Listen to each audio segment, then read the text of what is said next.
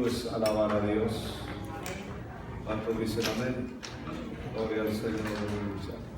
Abra su Biblia en el libro de los Hechos, capítulo 2, versículos 41 al 47. Hoy aprenderemos, diga conmigo, 4 cosas que necesitamos para ser una iglesia efectiva. El libro de los Hechos, capítulo 2, si ya lo tienen, me va dando un amén. Como siempre lo sugieres, o hermanos que pueden colaborar, ayudando para que encuentren la palabra. Es lindo leer la Biblia todos los días, no solamente los días que venimos a la casa de oración, ¿verdad? Muchos aménes. Amén. Gloria a Dios. Aleluya. Hechos, después del Evangelio, ¿verdad? Encontramos el libro de los Hechos. Los sugieres, me gustaría que se muevan de sus lugares ayudando con las Biblias, es bueno, claro, si lo encuentran en los primeros. Y algunos hermanos más maduros también deberían estar moviéndose, pero no los veo. Aleluya. Gloria a Dios.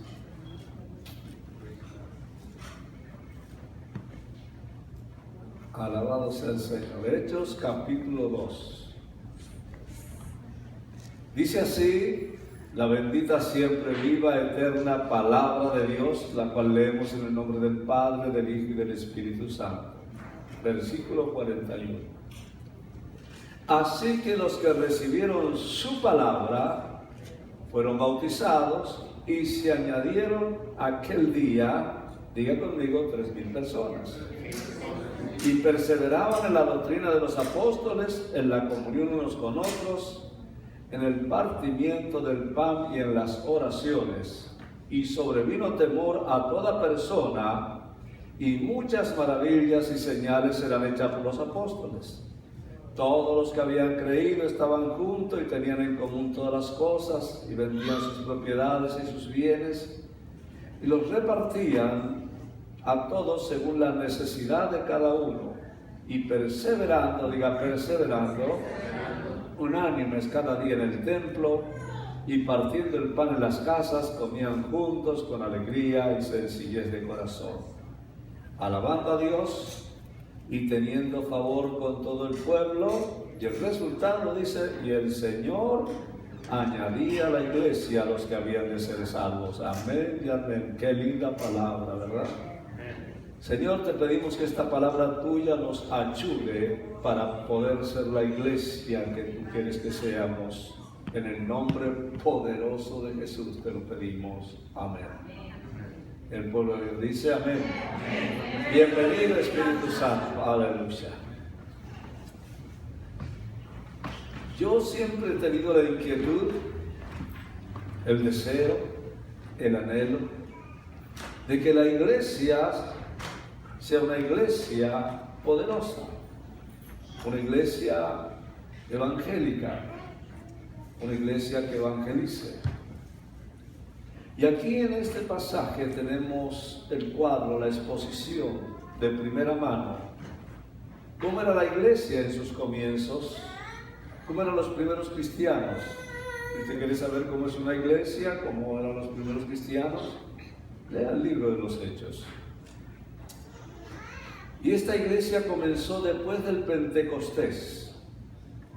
Se inicia después del primer sermón evangelístico del apóstol Pedro, el cual dio una gran cosecha, pudimos ver, una gran cosecha de almas, donde el apóstol Pedro, inspirado por el Espíritu Santo, predicó, y como resultado, dice la Escritura, se convirtieron 3,000 almas. ¡Qué impacto más grande! 3,000 personas como consecuencia de un solo sermón que se dio ahí en ese lugar, donde no había un auditorio como lo hay aquí, no había sistema de sonido, no había un grupo de alabanza, pero diga conmigo, había Un mover del Espíritu Santo. Hubo lengua, bautismo del Espíritu, estruendo, viento recio, y la gente se congregó de todas partes. Mis hermanos, la mayor arma evangelística para ganar almas es el mover del Espíritu Santo. Cuando una iglesia está llena del Espíritu Santo, cuando una iglesia desarrolla los dones, mis hermanos, el evangelismo se da casi sin esfuerzo. Vemos que esa gente se congregó atraída por lo que estaba haciendo en ese lugar el poder de Dios. Y allí el apóstol Pedro, lleno, dice la Escritura, de ese poder, predicó ese sermón poderoso que alcanzó a 3,000 almas. 3,000 almas que creyeron en el Señor y fueron bautizadas ese mismo día. ¡Wow! ¿Cómo habrá sido ese primer bautismo?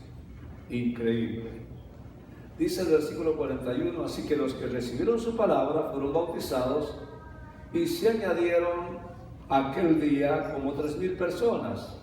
Y el versículo 42 dice, y perseveraban, perseveraban en la doctrina de los apóstoles, en la comunión unos con otros, y en el partimiento del pan y en las oraciones. Y yo quiero que usted entienda esto. Para mí el corazón de lo que yo quiero compartir está en este versículo 42. Perseveraban en la doctrina de los apóstoles y en la comunión unos con los otros, en el partimiento del pan y en las oraciones. Aquí hay 4 cosas que yo veo, 4 características que hacen a una iglesia poderosa, que hacen a una iglesia evangelística. Es que es una iglesia efectiva, era esa iglesia.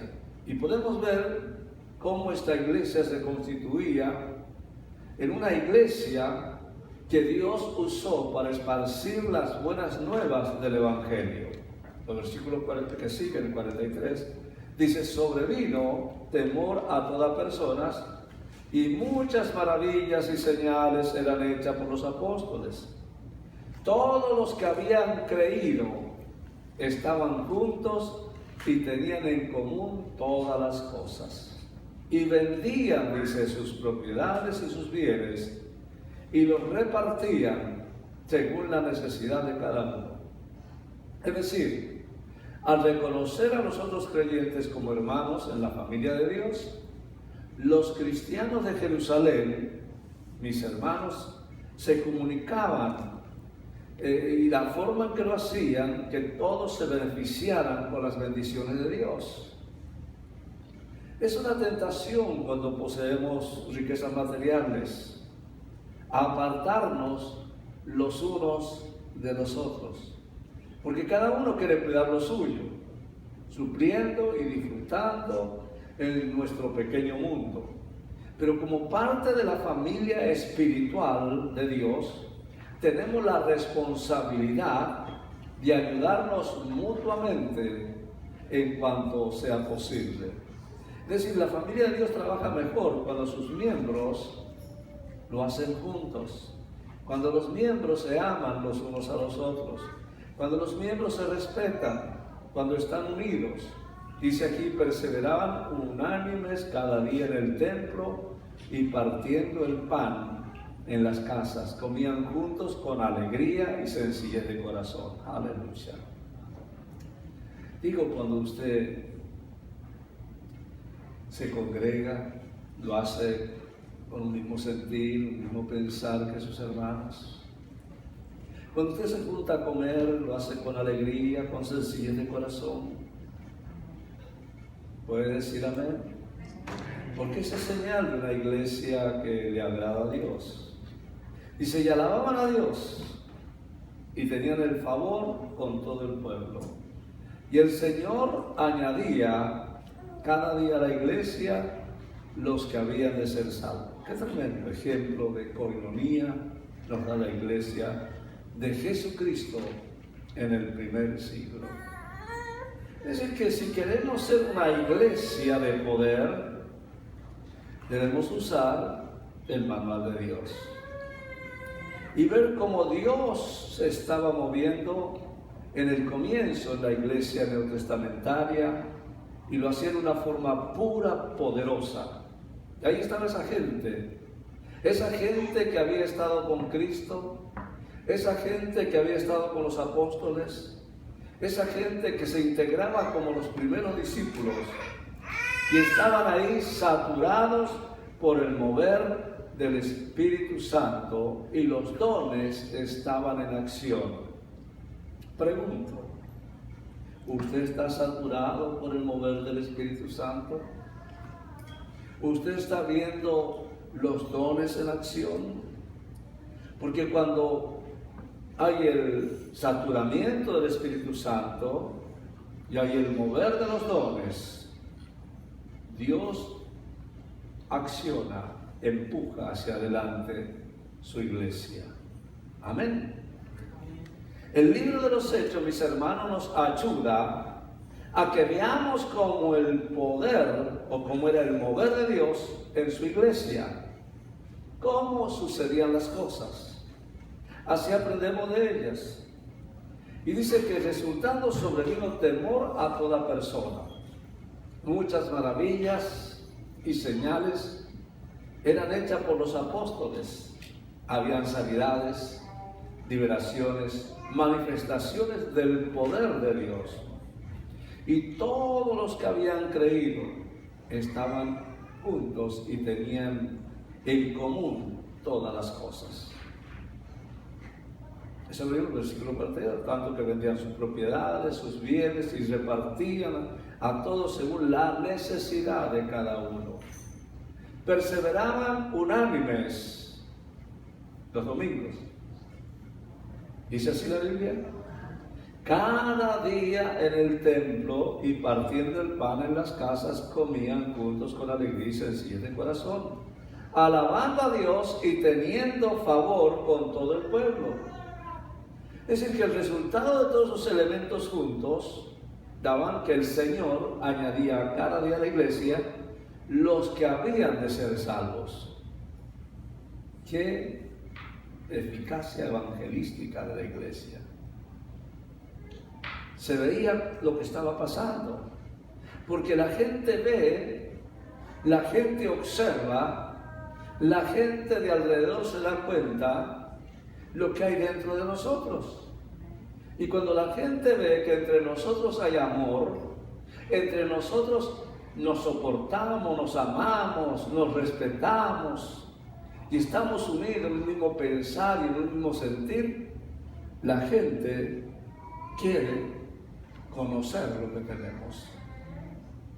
Ellos no anduvieron repartiendo panfletos, ellos no anduvieron haciendo campañas evangelísticas en la radio, en la televisión. No tenían esos elementos. La iglesia recién comenzaba. Ni siquiera tenían una estructura para hacer estas cosas.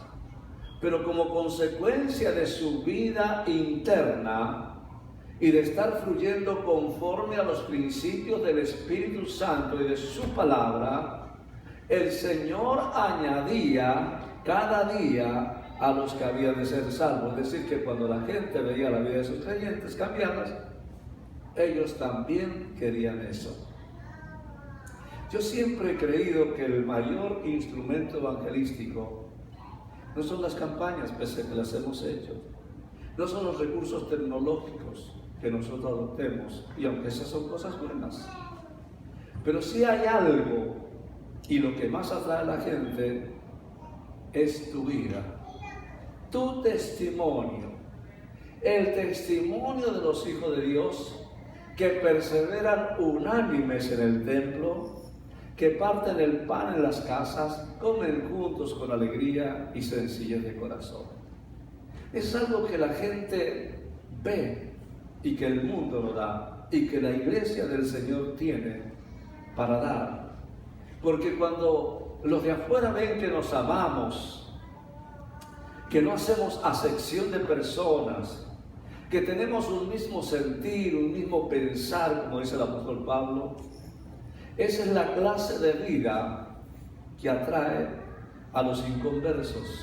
Entonces, cuando ellos vienen a la casa de Dios, ahí ellos ven de primera mano cómo nos amamos los unos a los otros, que hay integridad entre nosotros, que nos conducimos de una forma diferente a la del mundo. Y mis hermanos, cuando la gente ve en nosotros que hay amor, que hay un mismo sentir, un mismo pensar, eso es lo que hace que la gente se evangelice, que la gente quiera más de Cristo, que la gente quiera venir a la iglesia. Nosotros podemos tener muchas cosas, podemos ir la danza, la alabanza, pero eso no atrae. Podemos tener un hermoso templo como el que tenemos, pero eso no atrae. Lo que atrae es que entre nosotros haya amor. Lo que atrae es que entre nosotros haya respeto.